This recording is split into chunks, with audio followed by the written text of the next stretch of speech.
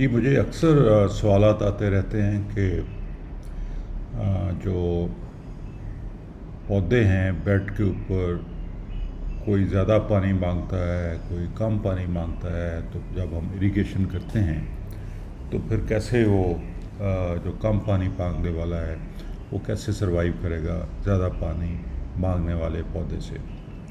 आज ये स्लाइड मैंने कल इंग्लिश में बनाई थी, आज मैंने कहा कि इसको उर्दू में अच्छे तरीके से आप लोगों को एक्सप्लेन कर दूं कि ये सिलसिला क्या होता है। अब अल्लाह ताला ने हर पौधा जो है ना, उसकी एक प्रोडक्शन कैपेसिटी बनाई हुई है, और उस प्रोडक्शन कैपेसिटी के हिसाब से अल्लाह ताला ने जो पौधे की रिक्वायरमेंट है पूरी करने के लिए ज़मीन से और हवा से, उस साइज़ के उन्होंने पत्ते डिज़ाइन कर दिए। कोई चौड़े पत्ते हैं, कोई ज़्यादा चौड़े पत्ते हैं, कोई ज़्यादा बुशी क्रॉप है, कोई पतले पत्तों वाली क्रॉप है, कोई किस तरीके से। अब ये जो पौधे हैं, ये उतना ही पानी ज़मीन से खींचेंगे जितना उसकी ट्रांसपायरेशन है। यानी कि ये इसी तरीके से है कि अगर हमने एक जग के अंदर पानी रख दिया और 7 गिलास रख दिया, तो पानी पीने वाला उतना ही पानी लेगा जितना उसकी ज़रूरत है, जितना उसकी प्यास है। अब लेकिन हमारा जो कन्वेंशनल तरीका है, जिसमें ख़ास तौर पे फ्लड इरिगेशन, वो क्या करते हैं कि हम पौधे को समझें कि आपने पानी का एक गिलास मांगा, आपको हमने स्विमिंग पूल में, नहर में, दरिया में फेंक दिया कि पीते रहो वही पानी। अब वो डूबेगा, क्या करेगा?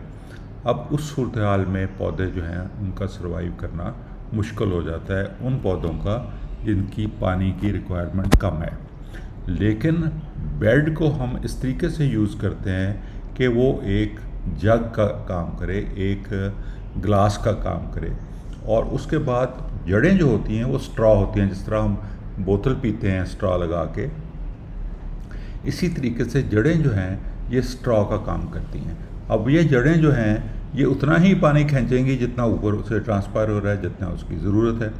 सो बेड जो है ये आपका एक स्टोरेज एरिया हो गया, एक जग हो गया, और उसके बाद पौधे की जड़ें जो हैं वो स्ट्रॉ हो गए, जिन्होंने जितना पानी खींचना है उतना पानी उन्होंने खींच लिया।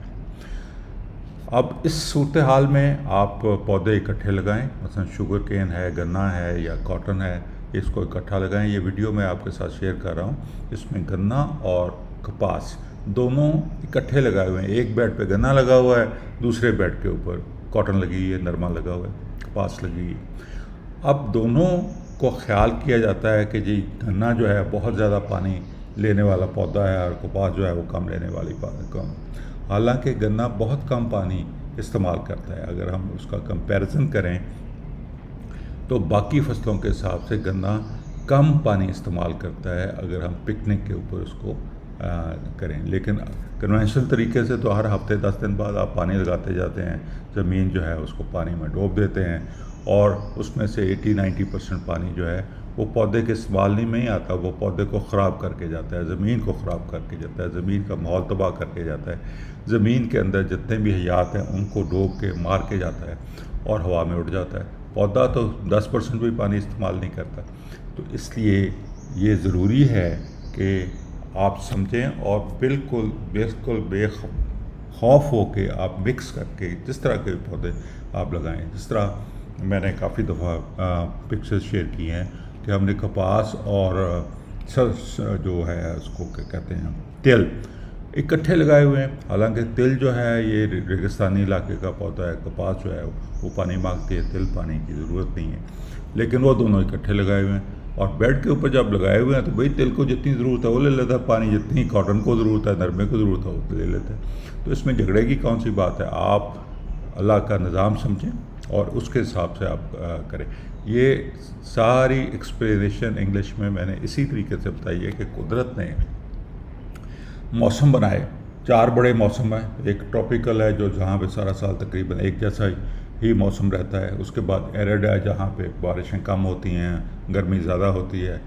टेम्परेट क्लाइमेट जहाँ पे इतनी ज़्यादा एक्सट्रीम वेदर्स नहीं होते, और कॉन्टिनेंटल जहाँ पे सर्दी और गर्मी में बहुत ज़्यादा फ़र्क आता है।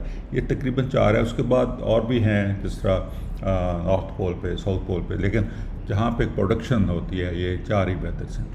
अब इन 4 वेदर्स में जो एक नेटिव प्लांट्स थे अल्लाह ताला ने नेटिवली प्रोड्यूस किए, वो माइग्रेट करते रहे। वो कोई उधर से इधर आ गया, कोई उधर से उधर गया, और फिर इंसान ने भी बहुत रोल प्ले किया।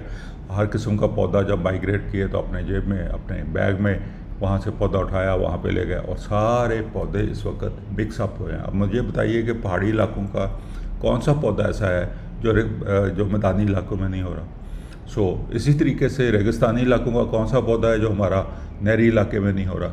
इसी तरीके से हम सारे पौधों को इस वक्त मिक्सअप कर रहे हैं। लेकिन प्रॉब्लम यहाँ पे आती है जब हम फ्लड इरिगेशन या देसी तरीका काश्तकारी पे जाते हैं। लेकिन अगर हम उसको पिकनिक के ऊपर चले जाएंगे, बेड्स के ऊपर चले जाएंगे, तो उनको जो स्ट्रेस आता है वो बहुत ही ज़्यादा कम होगा, बहुत कम स्ट्रेस के ऊपर आएगा। क्योंकि एक्सट्रीम वेदर में कुछ पौधे जो हैं ज़्यादा गर्मी मनाते हैं या ज़्यादा सर्दी मनाते हैं। अब ज़्यादा सर्दी मनाने वाले जो पौधे हैं, जो तो नेटिव हैं, जो सर्दी के लिए बनाए गए हैं, उसमें तो एंटी फ्रीज़ अल्लाह ताला ने ख़ुद पैदा किया हुआ है, जिससे वो पौधे का पानी जो है वो जमता नहीं है, और इसलिए पौधा जो है वो चलता रहता है।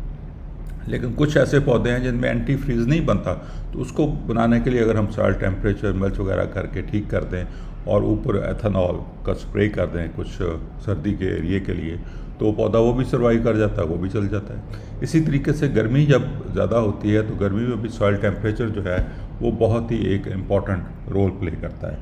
अब उस वक़्त हम अगर ज़मीनी हालात, यानी कि अगर ज़मीन को अब टेम्परेचर को मेंटेन कर लें, तो ऊपर ज़्यादा गर्मी पड़ भी जाए तो पौधा जो है आराम से सर्वाइव कर जाता है।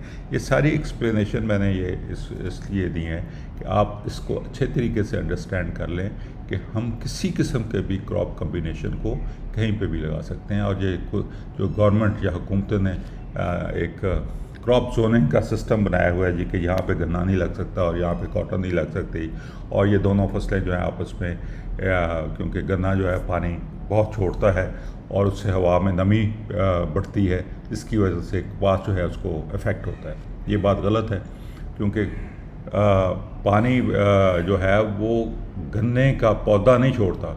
वो जब हम पानी उसको ज़्यादा लगाते हैं तो वो ज़मीन से पानी उठता है और उसकी वजह से नमी पैदा होती है। अगर हम बेड के ऊपर लगाएं तो जो ट्रांसपायरेशन रेट है शुगर केन का वो कपास से कम है, इसलिए गन्ना से कपास इफेक्ट नहीं होगी, कपास से गन्ना इफेक्ट होने के चांसेस ज़रूर हो सकते हैं। तो इसलिए इसको आप इस तरीके से, इस अंदाज से सोचें कि ये हमारे कम्बिनेशन जो हैं बहुत ही अच्छे तरीके से हम इनको चला सकते हैं। ये एक वीडियो मैं आपके साथ शेयर कर रहा हूँ जिसमें आपको दिखाया गया है कि कॉटन और जो शुगर केन है, साथ साथ एक बेड पे ऊपर कॉटन लगी हुई है, और देखिए कितनी खुशहाल, कितनी खूबसूरत कॉटन है। और दूसरे ही बेड के ऊपर आप नेक्स्ट जाएंगे तो उसके ऊपर आपको ये देखिए कॉटन कितनी अच्छी है, और कोई बीमारी नहीं, कोई खाद नहीं, कोई स्प्रे नहीं, और अगले बेड के ऊपर खूबसूरत गन्ना लगा हुआ है। और इसी तरीके से 1-2 बेड्स हैं कपास के हैं, 1-2 बेड्स आपके गन्ने के हैं। ना गन्ने को खाद कोई पड़ी है, ना कॉटन को कोई पड़ी है। एक जितना पानी बेड्स फरोज के अंदर, जिस तरह हमारा तरीका है कि मॉइस्चर मेंटेन करना, उसी तरीके से उसका मॉइस्चर मेंटेन हो रहा है और बहुत ही खूबसूरत तरीके से जो है वो दोनों फसलें साथ साथ चल रही हैं। अब इससे आपको अंदाज़ा हो जाना चाहिए, ये एक लिविंग सबूत है कि पौधे जो हैं वो किसी तरह भी एक दूसरे को नुकसान नहीं पहुंचाते अगर हम उनका तरीक़ा काश्तकारी ठीक कर लें और उतना ही पानी बेड्स के अंदर जज़ब करवाएं जितनी के बेड सैचुरेट ना हों, मॉइस्ट हों, जिस तरह मैं कहता हूँ कि मिट्टी ऊपर से हटा के नीचे से मिट्टी उठाएं और उस मिट्टी का लड्डू पिन्नी बना के देखें। अगर पिन्नी बन रही है तो पानी मत लगाएं, और अगर पिन्नी नहीं बन रही तो हल्का सा आधी केली का पानी लगा दें। ज़मीन को सैचुरेट नहीं करना, यानी कि ज़मीन जब मिट्टी उठाएं तो वो गारा ना बने, वो उसमें यानी कि इतनी सलाहियत हो कि उसके अंदर हवा जो है वो भी जा सके और पानी भी वो स्टोर कर सके। तो इसलिए ये एक इम्पॉर्टेंट वीडियो मैं आपके साथ शेयर कर रहा हूँ।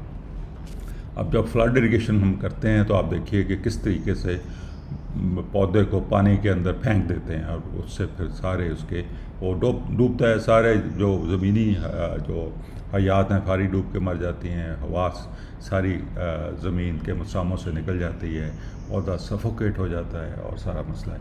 और ये देखिए कि ये यहाँ पे इस तरीके से पौधा जो है वो समझें कि ज़मीन जो है उसके अंदर पानी स्टोर हुआ है, जिस तरह एक गिलास के अंदर या जग के अंदर पड़ा हुआ है। और उसके बाद पौधे को अल्लाह ताला ने ये स्ट्रॉ दिया हुआ है, जिस तरह सारी रूट्स जो हैं उसकी स्ट्रॉ हैं, उतना ही पानी वो लेगा जितना ऊपर से ट्रांसपायरेशन हो रही है। ये पानी जो है उसका कुदरत का निज़ाम ऐसा है कि इसमें कोई भी पौधा ज़्यादा पानी नहीं ले सकता, वो चावल का हो या कोई भी हो। हम बेवकूफ़ाना तरीके से ज़्यादा पानी कुछ फसलों को लगाते हैं ये समझते हुए कि इनको पानी की ज़्यादा ज़रूरत है, हालांकि वो जितना भी पानी है उसमें 80-90% पानी जो है हवा में उड़ रहा है, जिसमें सारे मौसमियात जो हैं उनके ऊपर नुकसानात हो रहे हैं। बहुत शुक्रिया आपका।